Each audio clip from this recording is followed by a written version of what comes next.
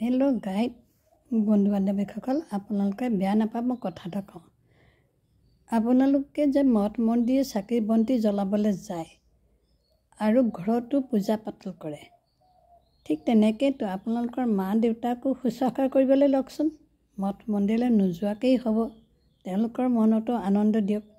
যদিহে আপোনালোকৰ মা দেউতা নাই, তেতিয়াহ'লে আপোনালোকৰ লগতে থকা নিবনুৱা বাই ভনী ককাই ভাই যিজনে নহওক আপোনাৰ লগতে থাকে, আপুনি তেওঁকো অকণমান মৰম চেনেৰে এষাৰি মাত মাতিবলৈ চেষ্টা কৰক আৰু তেওঁলোকে যাতে অন্তৰত আঘাত নাপায়, কাৰণ তেওঁলোকৰো এটা বিবেক আছে, মন আছে, একো কৰিবহে পৰা নাই।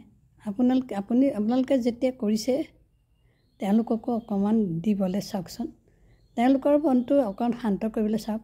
কাৰণ তেওঁ থকাৰ কাৰণেহে আপুনি চাকৰি বাকৰিলৈ ওলাই যাব পাৰিছে বা কিবা এটা কৰিব পাৰিছে, হয় নাই বাৰু? সেইকাৰণে আপুনি যদি ঘটি পেলাই সেই ঘৰতে থকা বাই ভনী বা ককাই ভাই নিবনুৱা ককাই ভাইজনী লঠি আনৰ ঘৰে ঘৰে দিবলৈ চেষ্টা কৰে বা নিজৰ সম্বন্ধ বন্ধু বান্ধৱক হাঁহি ধেমালিৰে চাহ এটা খুৱাবলৈ শুশ্ৰূষা কৰিবলৈ মন ভাল লগাবলৈ যায়, কিমান সময় এই ঘৰত থকা বাই ভনী বা ককাই ভাই নিবনুৱা ককাই ভাই আপোন নে নাই তেওঁলোকৰ বন্ধু বান্ধৱী আপোন? কেইদিনলৈ থাকিব তেওঁলোক? এই বন্ধু বান্ধৱী আজি খাবলৈ পালে থাকিলে, কাইলৈ খাবলৈ পালে নাপালে গুচি গ'ল। তেনেকৈ আজি টকাটো পালে ধুনীয়াকৈ ব্যৱহাৰ কৰিলে, কাইলৈ টকাটো কিন্তু তেওঁলোক তেনেকুৱা নহয়। তেওঁলোকে ৰেগুলাৰ ডিউটি ৰেগুলাৰে কৰি থাকে, তথাপিও তেওঁলোকৰ দুখ খুচৰিয়ে থাকে। চাওকচোন কেনেকুৱা দুখৰ কথা, মনত অকণো দুখ নালাগে ন? আৰু দূৰত থকা বাই ভনীৰ কথাও লগতে কৈছোঁ, যিমান য'ত আছে সকলোৱে হঠাৎ এষাৰি মৰমৰ মাত মাতিবলৈ চাব। ফোনটোত হ'লেও ফোনটো মানুহক কিয় দিছে? এষাৰি মৰমৰ মাত মাতিবলৈ, খবৰ ল'বলৈ, কেনেকৈ আছে, কেনেকৈ কি কৰিছে নহয় জানো? আপোনালোকে সেইটো কৰিবলৈ যদি টান পাৰিছে, তেতিয়া মোবাইল ব্যৱহাৰ নকৰাই ভাল, শিক্ষা নোলোৱাই ভাল, মঠ মন্দিৰ নোযোৱাই ভাল, হয় নাই বাৰু?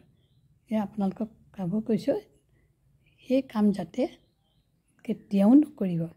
তেওঁলোকৰো এটা মনত আশা আছে, ৰেঙনি আছে, উৎসাহ আছে। সেই উৎসাহ যদি আপোনালোকে দিব নোৱাৰে, কোনে দিব কওক? আপুনি বুজি পাওক তেওঁলোকৰ অন্তৰখনৰ কথা, তেওঁলোকৰ দুখৰ কথাও বুজি পাওক। কৰিবহে পৰা নাই, কৰিব পৰা হ'লেতো তেনেকৈ কেতিয়াও ঘৰত নাথাকে, হয়নে বাৰু? তেওঁলোকৰ কাৰণেহে আপোনালোকে অকণমান আগবাঢ়ি ওলাই যাব পাৰিছে, হয়তো কিমানৰ আলহী চালহীৰ লগত অকণমান দুই এষাৰ কথা পাতিব পাৰিছে, হয় নাই বাৰু? সেইকাৰণে কৈছোঁ আপোনালোকে তেখেতসকলকো অকণমান মনটো প্ৰফুল্ল কৰিবলৈ ৰাখক। মহা বিপদত পৰিব, বহুত কষ্ট খাব সময়ত।